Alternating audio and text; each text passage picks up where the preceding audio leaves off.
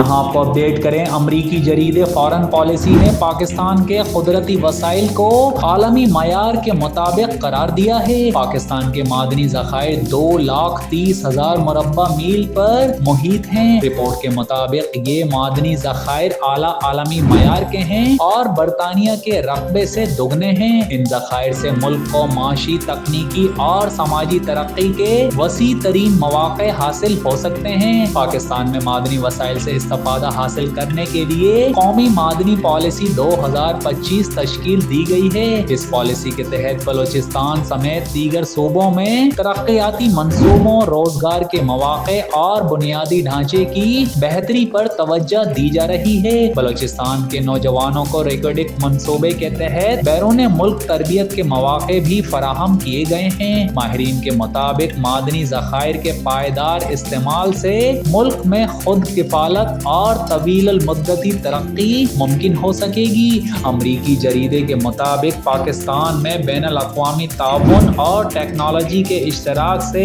मादनियात के शोबे में मजीद पेशरफ्त का इम्कान है, जिससे आलमी सतह पर पाकिस्तान की साख मजीद मजबूत होगी। जबकि मादनी ज़खायर को मौसर तरीके से इस्तेमाल करने पर मुल्क में समाजी और माशी तरक्की के नए मौके भी पैदा होंगे।